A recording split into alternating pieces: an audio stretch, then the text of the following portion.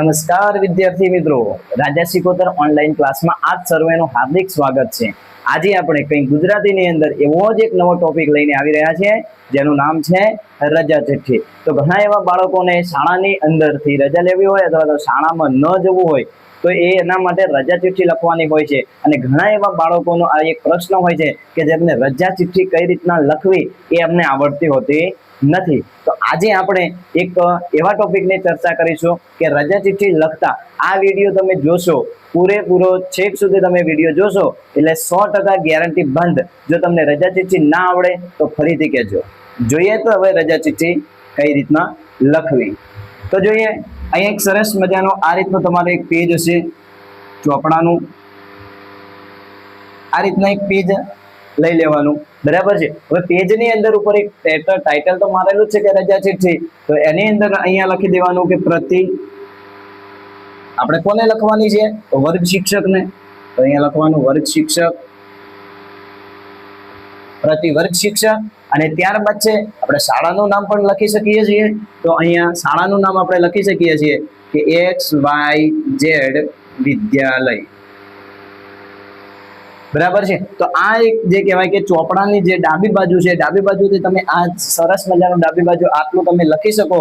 અને ત્યારબાદ છે તમારો કયો વિષય છે, કયો વિષય છે તો રજા મંજૂર કરવા બાબત, તો એ પણ અહીંયા લખવું પડે, વિષય રજા મંજૂર કરવા બાબત, આટલું તમે લખી દીધું। હવે ત્યારબાદ છે કે માનનીય સાહેબ શ્રી, સાહેબ છે એમને માન સન્માન સાથે બોલાવવા જોઈએ, તો અહીંયા લખવાનું માનનીય સાહેબ શ્રી। અને અહીંયાથી જે કહેવાય કે આપણે જે લખવાનું છે એ અહીંયાથી લખવાનું ચાલુ કરવાનું, જે કહેવાય કે પેરેગ્રાફની અંદર। અને આની અંદર શું લખવાનું છે એ આપણે હમણાં હું તમને કમ્પ્લીટ વ્યવસ્થિત રીતના નમૂનો આપણે લખીએ છીએ। હવે આટલું આની અંદર તમે રજૂઆત કરી શક્યા કે ભાઈ મારા ઘરે મહેમાન આવવાના છે, હું બહાર ગામ જવાનો છું, હું બીમાર છું, આ જે તે કોઈ પણ કારણો, કેટલી કઈ તારીખ સુધી કઈ તારીખ સુધી તમે નથી આવવાના, એ બધી રજૂઆત આપણે આની અંદર કરી શકીએ છીએ। હવે જોઈએ, અને છેલ્લે જે કહેવાય કે ડાબી બાજુ લખો તો પણ ચાલે, ડાબી બાજુ લખો તો પણ ચાલે, ને જમણી બાજુ લખો તો પણ ચાલે, કે પાછળ લીખનાર આપણે કહીએ છીએ કે લિખિતમ, તો એની અંદર આપણે અહીંયા લખી શકીએ છીએ કે આપનો વિશ્વાસુ, આપનો વિશ્વાસુ, અથવા તો એવું પણ લખી શકીએ આપનો આજ્ઞાકારી, બરાબર છે। આપનો વિશ્વાસુ વિદ્યાર્થી, જો વિદ્યાર્થી હોય તો બરાબર તો વિદ્યાર્થી લખવાનું, વિદ્યાર્થીની હોય તો વિદ્યાર્થીની લખવાનું। તો આપનો વિશ્વાસુ આપણે લખીએ તો આપનો વિશ્વાસુ વિદ્યાર્થીની, આપની વિશ્વાસુ, બરાબર, આપની વિશ્વાસુ વિદ્યાર્થીની, વિદ્યાર્થીની। અહીંયા આ જે રજા ચિઠ્ઠી જેને લખી છે એનું અહીંયા નામ લખવાનું, અહીંયા નામ, ધોરણ, કઈ તારીખે લખ્યું છે તારીખ, અને છેલ્લે આપણે રોલ નંબર, આટલું લખી દો એટલે તમારે આ રજા ચિઠ્ઠી કમ્પ્લીટ થઈ જશે। હવે આપણે જોઈશું રજા ચિઠ્ઠીનું વ્યવસ્થિત રીતના માળખું બનાવેલું જોઈએ, બરાબર।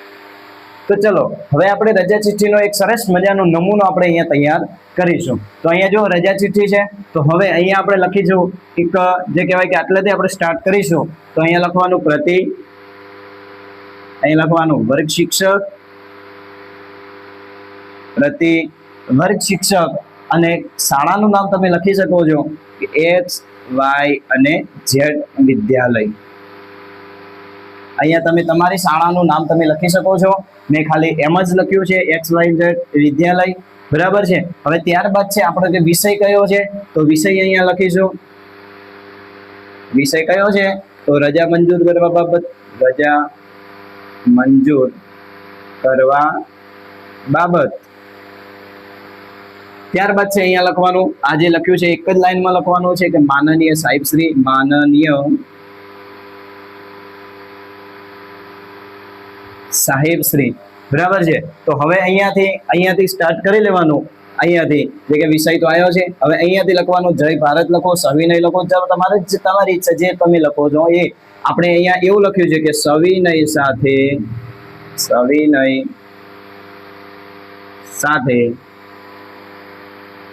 જણાવવાનું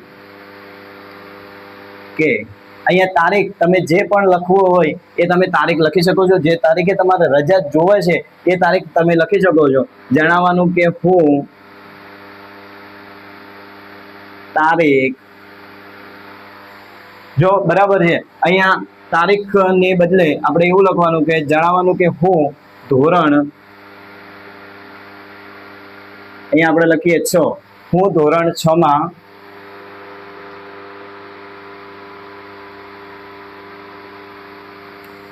અભ્યાસ કરું છું, હું ધોરણ 6 માં અભ્યાસ કરું છું, મારા ઘરે કામ હોવાથી, જો અહીંયા તમારું જે પણ કારણ હોય તમે કારણ લખી શકો છો.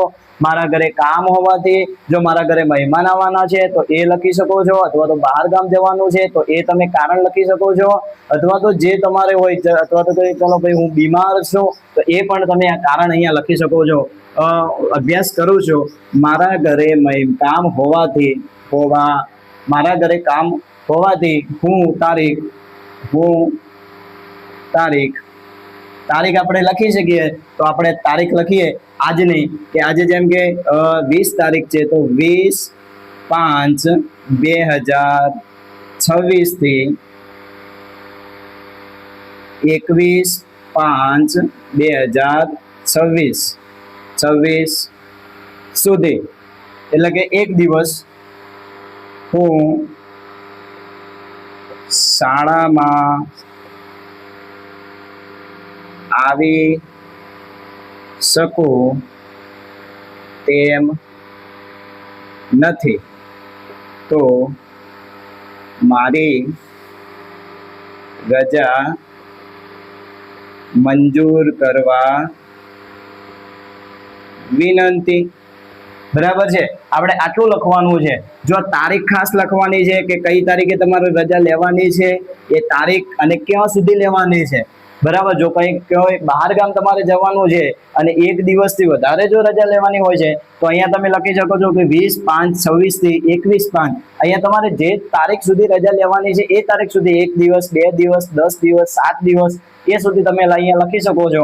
અને છેલ્લે લખવાનું કે હું શાળામાં આવી શકું તેમ નથી, તો મારી રજા મંજૂર કરવા વિનંતી.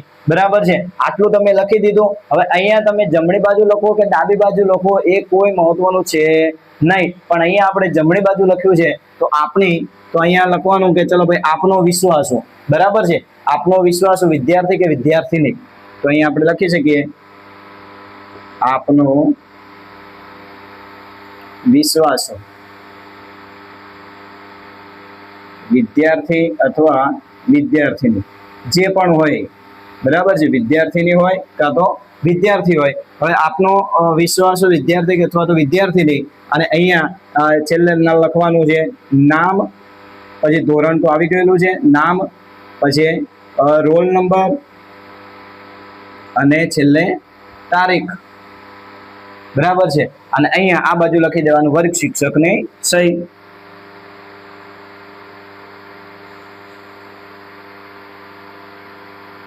બરાબર છે, તો આ પ્રમાણેની તમારી રજા ચિઠ્ઠી તૈયાર થઈ ગઈ છે.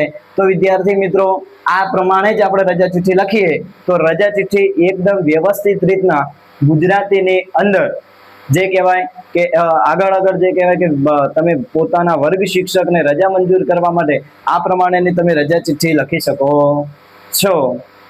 હું આશા રાખું છું કે તમને સરસ રીતના આ જે કહેવાય કે રજા ચિઠ્ઠી કઈ રીતના લખવી એ તમને ખબર પડી છે.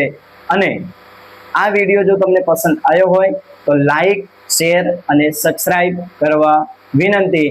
અને આવું જ કંઈક નવું શીખવા માટે આપણે નેક્સ્ટ વિડીયોની અંદર મળીશું. બધાને જય શ્રી કૃષ્ણ.